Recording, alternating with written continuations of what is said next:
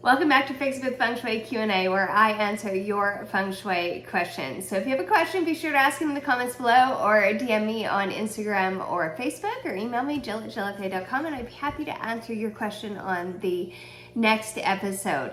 So if you want a Feng Shui, because I get asked this a lot and you're not sure where to begin, check out my Feng Shui in 123 guidebook. I'll put the link in the comments, or head over to jillfa.com. That is how you'll learn how to Feng Shui the main floor of your home very quickly and very easily. So if it is finally time to add all the Feng Shui cures and really get the energy flowing, that guidebook makes it pretty quick, simple, and easy. So if you enjoyed these videos, you'll enjoy the approach in that book as well. I got asked a great question a while ago about an antique mirror, and I want to cover about antiques in general because this is something that does come up.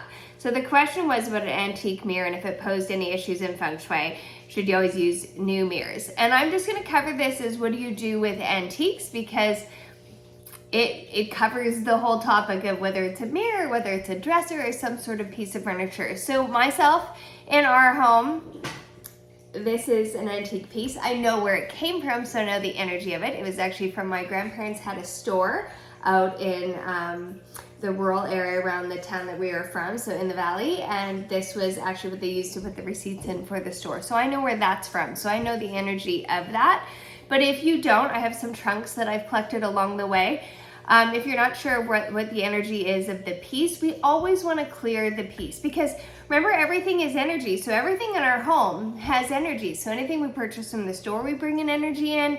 Anybody who's been in our home leaves their energy. If we've moved into a home that was previously owned or somebody rented it before us, that energy is there. So we're always taking care of the energy. So antiques are no different. So what I would do when I get an antique is I wipe it down, doing it with whatever product it makes it safe as possible, typically just, water or something like that, but just wipe it down with the intention of cleansing the energy. Sometimes I like to put things out in the sun. The sun is a beautiful way to cleanse the energy. So you're doing this with regards to like whatever is safe for the antique that you have.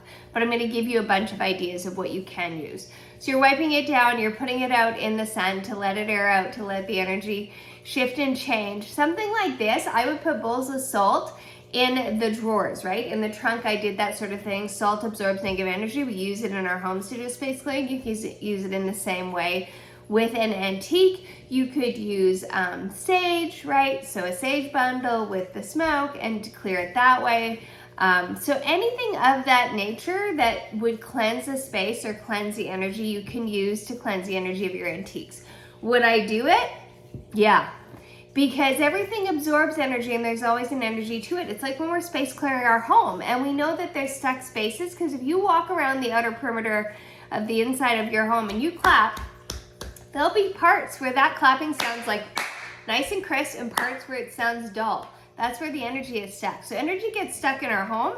It's going to get stuck in things too. So making sure that, you're cleansing anything that you're bringing into your home, whether it's antiques or not, right? And just making sure that that energy vibration aligns with what it is you want, in your home and in your life. So quick and easy ways to cleanse something, bowls of salt are great. Leave them for 3 days, dispose of them, wipe the piece down with whatever you can use that's safe for it. Sometimes I'll use a little bit of essential oil. For wood products, you don't necessarily want to do that. I definitely like a sage bundle in this circumstance. If you have to, and the only thing you can do is use sound, bang a drum, ring a bell all around the object with the intention in mind of clearing it. And remember that creates a big shift in energy too, is what your intention is. So I would just get a vibe. If you feel like there's something in your home now and you're like, oh my goodness, that thing's been in my home forever. What about the energy? Just go and do a quick cleansing of it. That's important to do, right? Because energy stays stuck unless we move it. And so it's like when we can feel the energy after a fight or the tension in a room, like we know something's off, energy stays in things if we don't shift it along and move it. It's also like energy goes very low level. So the floor always has a very dull energy. So even something like vacuuming is actually cleansing the energy. But that's why in Feng Shui, you never put your purse or your backpack or your wallet on the floor, because the energy is so dull. And so if the energy is not moving in those spaces in our home unless we're moving it, you have to think that that antique has absorbed a lot of energy along the way. And the good energy is great. But there could be some mucky energy as well that you definitely don't want to bring into your home and space. So yes, I would cleanse the antique with what feels appropriate to you, some sort of space clearing with a clear intention in mind, and you're just making sure that it has the positive vibe and flow that you want for your home. So quick and fast answer to the question. Let me know if you have any questions or comment below, and I'll see you on the next episode.